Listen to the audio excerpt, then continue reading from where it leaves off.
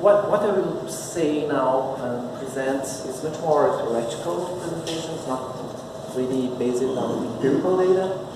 And it's much more a provocation in the sense that I think we need to include space in our analysis of how nature is affecting human well-being. I think I will repeat some of the previous talk about the importance of space, of scale, of time, but I will put this in a much more landscape ecology perspective, so showing the importance of some landscape process affecting those relationships, but also I will try to stress the importance to have causality, to understand better not only the correlation, but to try to explore the causal relationship, cause-effect relationship that we can have when we mix space and ecosystem service and human well-being. So I think Helen presented at the beginning this framework, and we have several frameworks that link nature, different attributes of nature as biodiversity, and several components of ecosystem process to the quality of life and to human well-being, and most of these relationships are done through nature benefit to people or through ecosystem service. And we know that different ecosystem service, not only regulating service, but also provisioning and cultural service, can affect the needs that we have, the more basic needs, the survival needs, the psychological needs, the spiritual needs that we have. So they all affect how people perceive themselves or how they feel and how is the human well-being. And so, as just Richard said, we have a lot of evidence saying that human-nature connection is related to physical, to psychological, to spiritual, and to social well-being. So we have a lot of evidence, we have a lot of research done since, I don't know, 40 years, but maybe more intensively in the last 2 decades. But the main problem is that most of those relations are only correlations. So maybe just one example, this is one of the most famous and oldest correlation that we have, where this author showed that people recovering from surgery and going to a room with a window that have a view of a tree, they recover fast than the same guys that go to a room with a window with a view to a wall. So those guys that have the view of the trees, they need less analgesic, and so they recover fast. And so the well-being of these people is better. So there is a correlation between the view of the window and the well-being of those patients. So there is a correlation, but which are the processes that are behind this correlation and that can explain why they need less analgesic? So this is the key aspect that we need to move forward, is to understand the causal relationship. And I think that there are several theories, and I think the 2 following presentations will explore some of these theory that relate biodiversity to human well-being. But I want here to present this work that Richard was one of the co-authors, where they propose a structural way to have hypotheses of how one biodiversity ecosystem indicator can be related to an ecological function, and then to an ecosystem service, and then to human well-being.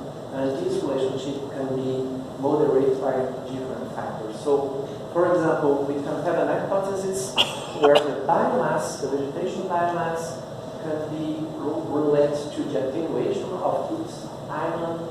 And when we have this attenuation of each island, we will have the possibility to have more physical activity, and once we have more physical activity, we can have a benefit in the human well-being related to the protection of heart disease, high blood pressure, obesity, and so on.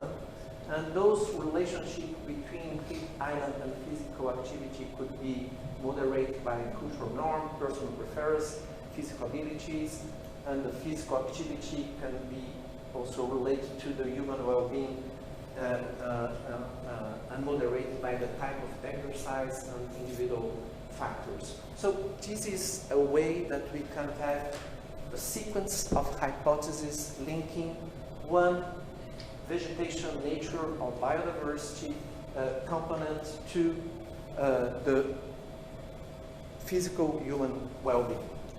We have another sequences related to the attention restoration theory, where we can say that vegetation spatial complexity is related to a visual complex or diverse environment, and that this can be related to a restoration from the direct attention, and we know that this can then be related to reduced mental fatigue and restoration of cognitive function.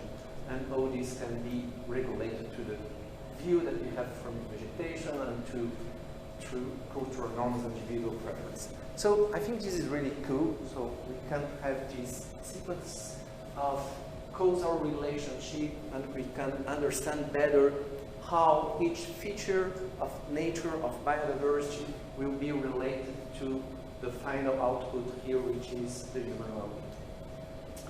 But the main problem is that this framework is not included in space. It's completely spatial.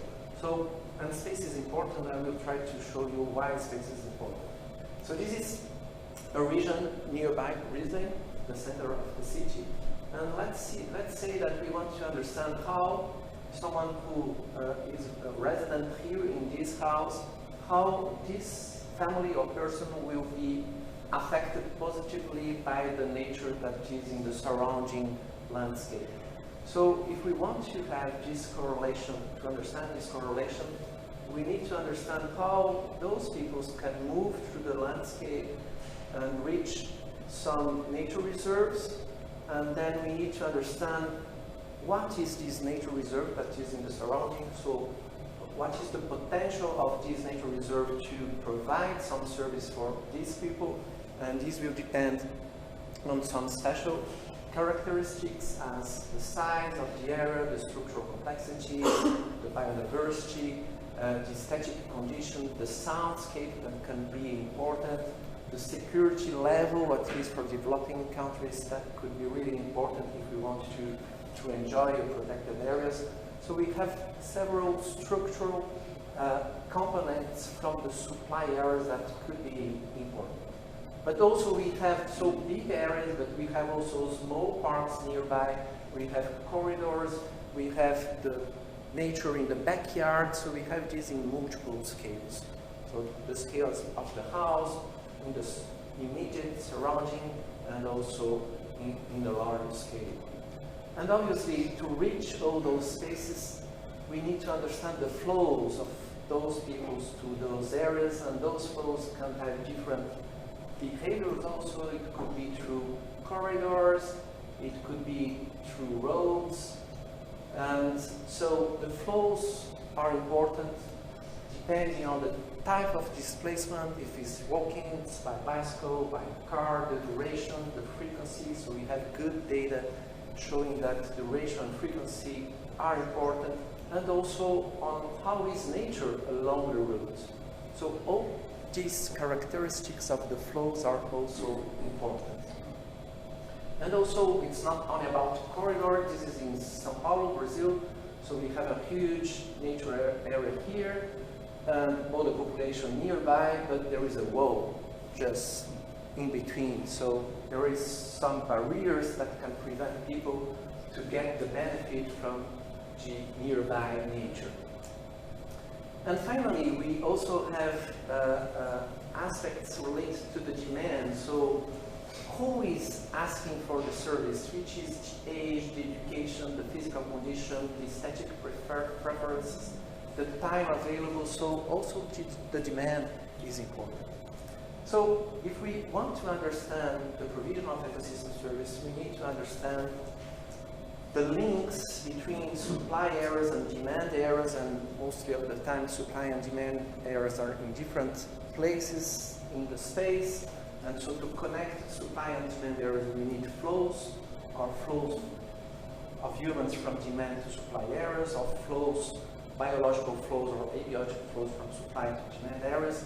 But most importantly, all those relationships could be modulated by landscape level process. And so those processes can affect more at the local scale, for example, the pet size, isolation, the shape, the disturbance that exists both at the supply and at the demand level.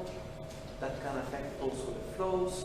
We can have different effects related to the landscape composition, so about the amount of supply, the amount of demand, the balance between supply and demand could be also important, regulating those relationships.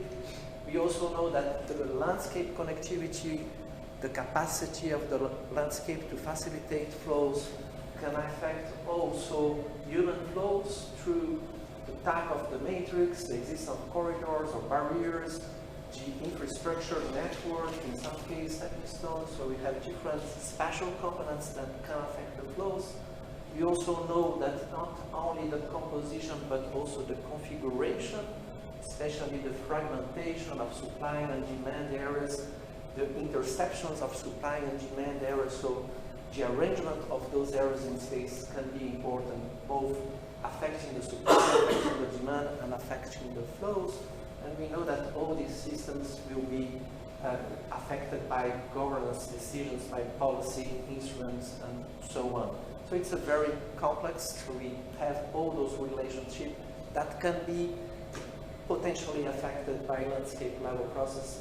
And I think we are not exploring those data, those relationships. So we have done recently with a group here from UQ a review of the literature where we saw that in 73 papers and 293 ecosystem service analysis, most of those analyses of ecosystem service provision, they do not consider demand and flow. They mostly consider that the provision of ecosystem services depend only on the supply. But this is a very simplified way to consider the effect of landscape structure. And when the effect of landscape so mostly they only consider supply, and when we look at the landscape effect, we can see that in 1/4 of the case, no space is considered, so it's on the relationship between spatial database that is not related to space and the ecosystem service provision.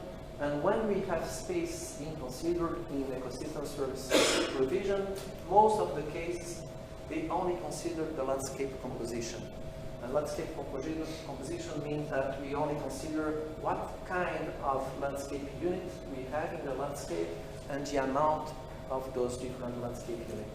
So if we have 2 landscape composition, then we will have probably 2 levels of provision of an ecosystem service. But that means that 2 landscapes like these ones, they have exactly the same composition, same type of units and same amount of units, but with different arrangement, they will provide, by the models, the same ecosystem service provision. And we know that edges, as Paula just presented before, we know that edges can be really important in the spread of some disease, and so the configuration is important.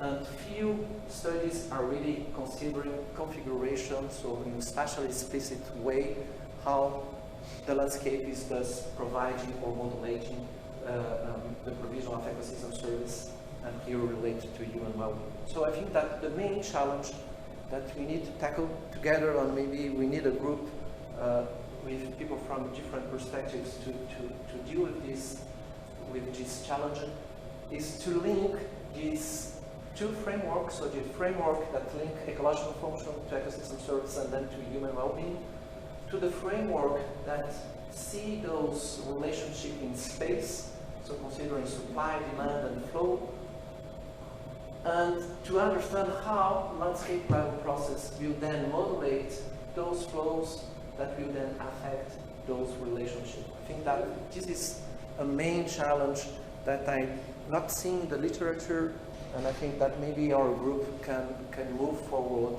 trying to understand better how we can provide hypotheses, or how we can test some hypotheses using the combination of these 2 frameworks. So as I said, that was a short presentation and much more a provocation, and maybe through the questions we can discuss some of these aspects. So thank you very much.